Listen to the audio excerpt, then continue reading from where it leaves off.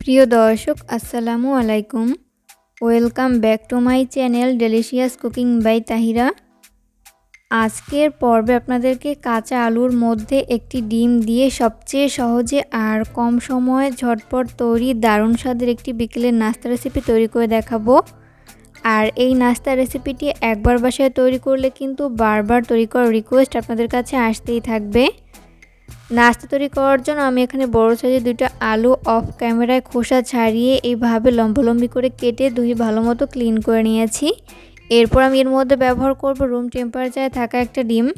ডিম যদি ফ্রিজে থাকে সেক্ষেত্রে রুমের স্বাভাবিক তাপমাত্রা এনে তারপর ব্যবহার করতে হবে। এরপর ব্যবহার করব হাফ চামচ পরিমাণ হলুদের গুঁড়া, হাফ চামচ পরিমাণ মরিচের গুঁড়া, ঝালটা স্বাদ বুঝে কমিয়ে বাড়িয়ে অ্যাড করতে পারেন। এরপর ব্যবহার করব হাফ চামচ পরিমাণ জিরার গুঁড়া, হাফ চামচ পরিমাণ চাট মশলা।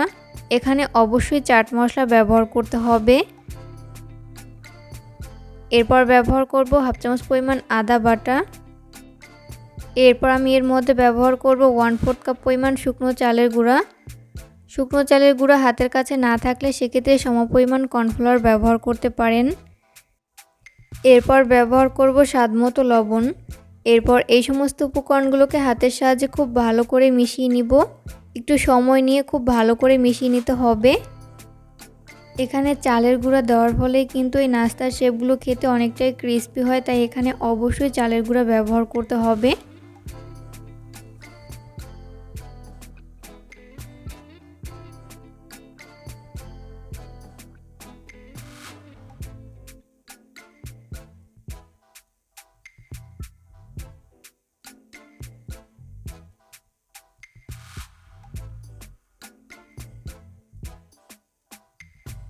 তো এই পর্যায়ে মিশিয়ে নেওয়া হয়েছে। নাস্তা তৈরি করার জন্য মিশ্রণটি একদমই রেডি। এরপরে নাস্তার শেপগুলোকে ফ্রাই করে নিব। নাস্তাগুলোকে ফ্রাই করার জন্য চুলায় একটা ফ্রাই প্যান বসিয়ে দিয়েছি। এরপর যথেষ্ট পরিমাণ সয়াবিন তেল দিয়ে দিয়েছি। তেল যখন মিডিয়াম আঁচে গরম হবে ওই পর্যায়ে আমি একটি একটি করে নাস্তার শেপ দিয়ে দিচ্ছি।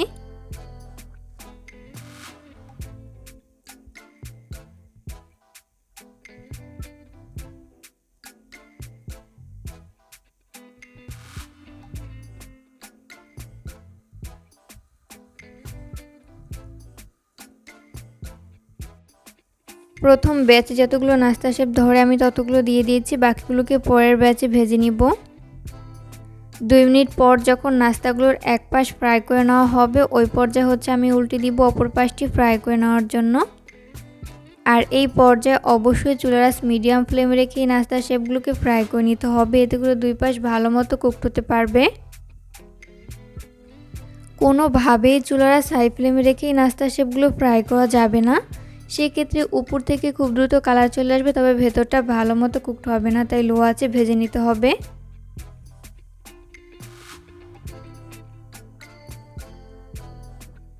উল্টে পাল্টে নাস্তার শেপগুলো যখন দুই পাশ গোল্ডেন ব্রাউন কালার করে ভেজে নেওয়া হবে ওই পর্যায়ে আমি নাস্তার শেপগুলোকে তেল ঝরিয়ে তেল থেকে উঠিয়ে নিব।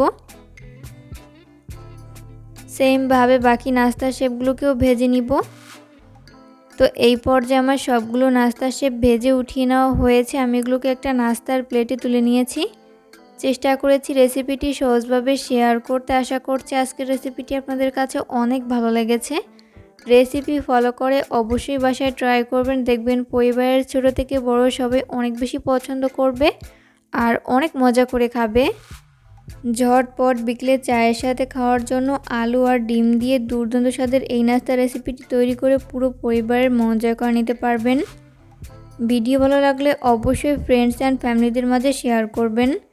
পরবর্তী ভিডিও দেখার আমন্ত্রণ জানিয়ে আজকের মতো এখানেই বিদায় নিচ্ছি। সবাই অনেক বেশি ভালো থাকবেন। আল্লাহ হাফেজ।